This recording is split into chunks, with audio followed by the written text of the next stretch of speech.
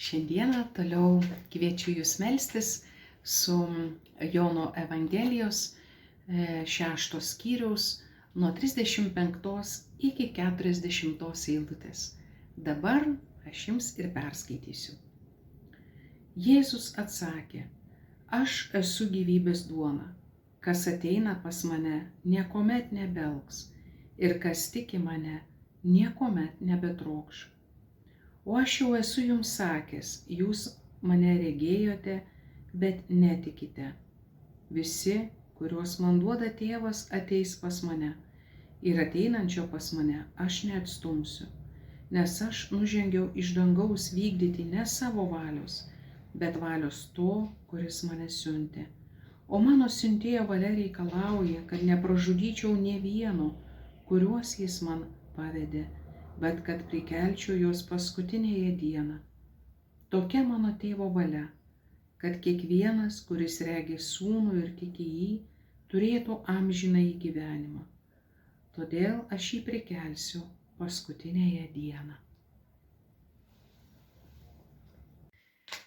Taigi, tęsime mūsų meditacijas, labai trumpas, kaip įvada jūsų lekcijų diviną, girdėjote Dievo žodį iš Jono Evangelijos 6 skyriaus nuo 35 iki 40 eilutės.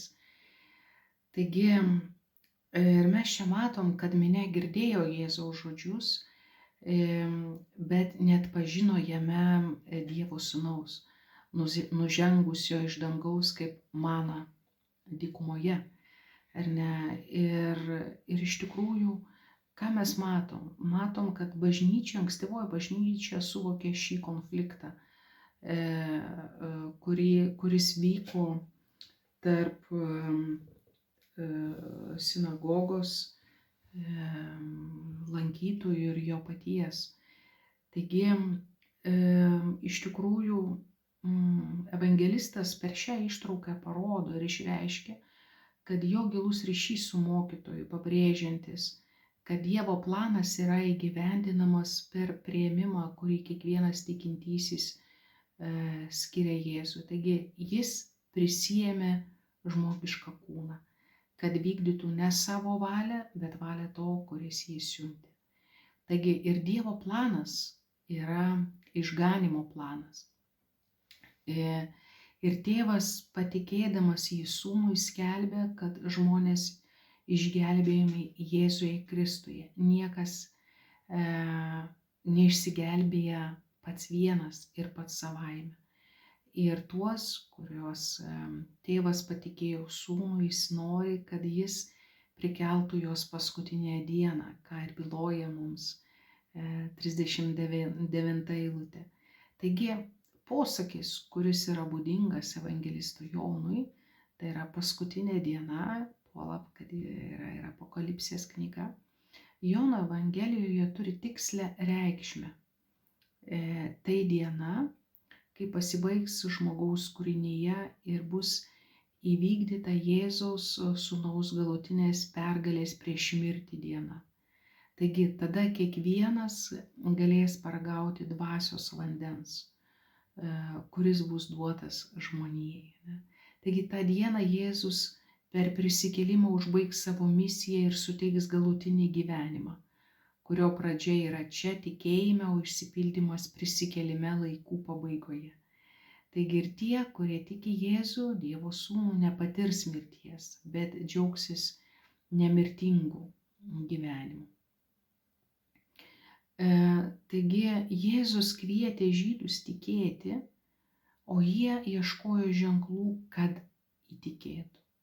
Jie žinojo, kad buvo pamaitinti 5 duonos kepalėliais, bet jiems labiau patiko mana iš dangaus. Ir Viešpats pareiškė, kad jis yra daug pranašesnis už Mozę. Pastarasis niekada nedrįso pažadėti maisto, kuris negenda, bet išlieka amžinajam gyvenimui. Taigi Jėzus pažadėjo kai ką daugiau nei Mozė.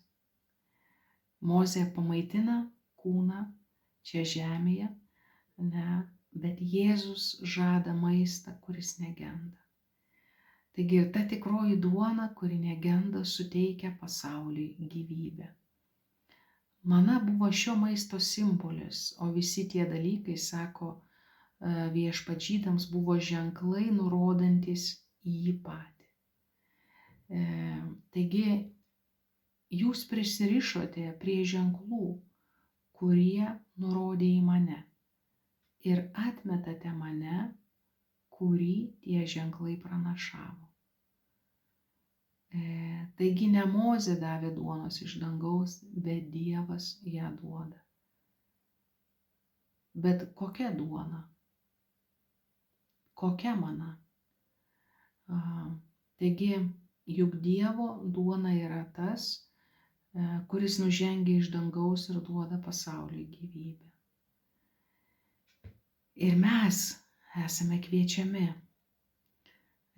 Viešpatie Jėzau Kristau, dėkojame tau už tavo pažadus, už įrankius, už tavo pažadų išsipildymą mūsų istorijoje. Meldžiu, kad šiandien dienoje, šių dienų įvykių perspektyvoje mes netrokštume vėl to paties veikimo būdo, tų pačių ženklų, prie kurių galbūt mes buvome įpratę. Bet trokštume visada gyvo tikėjimo su tavimi, gyvo santykio su tavimi. Trokštume tavo žodžio pažinimo, Viešpatie, kuris nušviestų mūsų kelią, kad su tavo žodžio šviesa mes galėtume naujai matyti savo brolius ir seseris, kad tavo žodis būtų mūsų tikroji duona, kuri mums teikia dvasios gyvybę, kuri padėtų pereiti per visas negandas. Kartokime šiandien besimelsdami po maldos dienos eigoje šiuos 110 psalmės 2 eilutės žodžius: didingi viešpaties darbai. Kokie didingi Viešpatie tavo darbai, siunčiat mums savo sūnų Viešpatie Kristų gelbėtoją. Palaimintos dienos visiems ir gražios maldos su Viešpačiu, gražaus susitikimo su juo. Sudie.